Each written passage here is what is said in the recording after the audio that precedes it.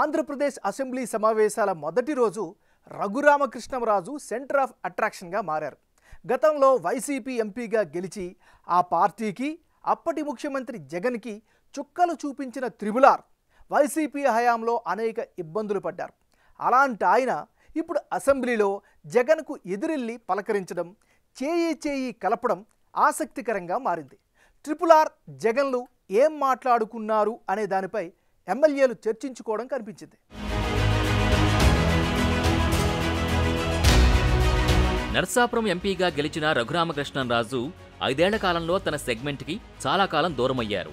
2019లో గెలిచి గెలవగానే జగన్ పాలనపై యుద్ధం ప్రకటించిన ట్రిపులార్కి సొంత నియోజకవర్గంలో అడుగుపెట్టే పరిస్థితి లేకుండా చేసింది అప్పటి జగన్ ప్రభుత్వం.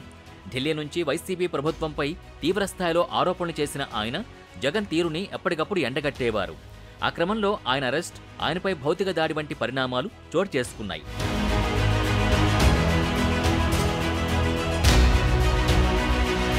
అప్పట్లోనే తనపై దాడి గురించి కోర్టుకెక్కిన రఘురాముడు సిఐడి అరెస్ట్ చేసి తనపై 3rd డిగ్రీ ప్రయోగించారని, చంపేందుకు ప్రయత్నించారంటూ వైసీపీ ప్రభుత్వంపై సంచలన ఆరోపణలు చేశారు. ఇక 2024 ఎన్నికలకు కొద్ది రోజుల ముందు టీడీపీలో చేరిన ఆయన ఉండి నుంచి ఎమ్మెల్యేగా పోటీ చేసి గెలుపొందారు.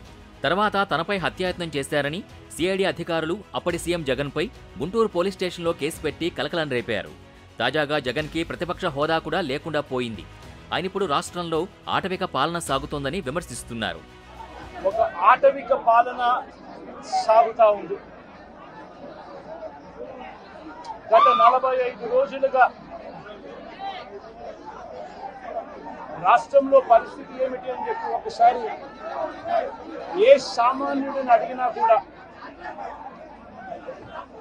ఆ ప్రతి సామాన్యుడి నోట్లో నుంచి కూడా వచ్చే మాట ఒకటి: ఈ రాష్ట్రంలో లా అండ్ ఆర్డర్ లేదు, ఈ రాష్ట్రంలో ఆటవిక పాలన సాగుతా ఉంది, ఈ రాష్ట్రంలో తెలుగుదేశం పార్టీ వారు ఎవరైనా సరే వాళ్ళు తెలుగుదేశం పార్టీ వారు అయితే చాలు, ఎవరినైనా కూడా వాళ్ళు పోయి కొట్టచ్చు, ఎవరి ఆస్తులైనా కూడా వాళ్ళు ధ్వంసం చేయొచ్చు, ఎవరినైనా హత్య చేయొచ్చు, ఎవరి మీదైనా హత్యా ప్రయత్నం చేయొచ్చు.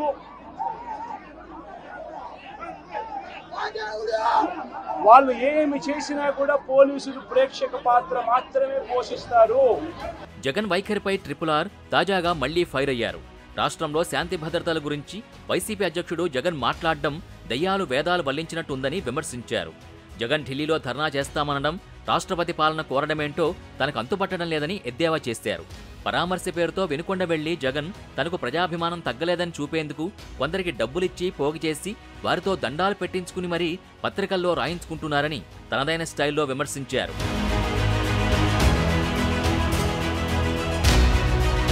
జగన్ అంటే ఒంటికాలపై లేచే రఘురాముడు ఏపీ అసెంబ్లీ సమావేశాల మొదటి రోజున తనలోని మరో యాంగిల్ చూపించారు. అసెంబ్లీ హాల్లో ఆయన వైసీపీ అధ్యక్షుడు జగన్ భుజంపై చెయ్యి వేసి మాట్లాడడం అక్కడున్న వారందరినీ ఆశ్చర్యానికి గురిచేసింది. కనిపించిన వెంటనే హాయ్ జగన్ అంటూ రఘురామ ఆయన వద్దకు వెళ్లి మరీ పలకరించారు. రఘురాముడి పలకరింపు జగన్ కూడా షాక్ ఇచ్చి ఉంటుందన్న అభిప్రాయం వ్యక్తమవుతోంది.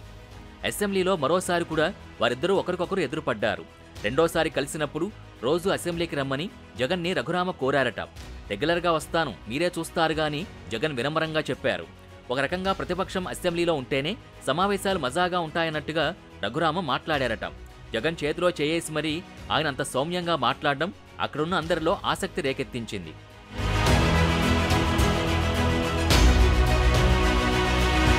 అసెంబ్లీకి ప్రతిరోజు వస్తే బావుంటుందని అసెంబ్లీ లాబీల్లో మరోసారి జగన్కు సూచించిన ట్రిపులార్ అటుగా వెడుతున్న ఆర్థిక శాఖ, అసెంబ్లీ వ్యవహారాల శాఖ మంత్రి పయ్యావుల కేశవ్ని తనకు జగన్ పక్కనే సీటు వేయించాలని కోరారు. తప్పనిసరిగా కేటాయిస్తానన్న కేశవ్ లాబీల్లో నవ్వుకుంటూ వెళ్లిపోయారు. దాంతో నిజంగానే అసెంబ్లీ వ్యవహారాల శాఖ మంత్రి హోదాలో కేశవ్ సీటు కేటాయించినా రఘురామరాజు పక్కన కూర్చునే సాహసం జగన్ చేస్తారా అన్న సెటైర్లు వినిపిస్తున్నాయి. ఇక వైసీపీ ఎమ్మెల్యే, ఎమ్మెల్సీలందరూ రఘురామరాజుకు విష్ చేసి వెళ్లడం ఆసక్తికరంగా మారింది. మొత్తానికి ట్రిపులార్ ఎపిసోడ్ ఎమ్మెల్యేల్లో హాట్ టాపిక్ గా మారింది.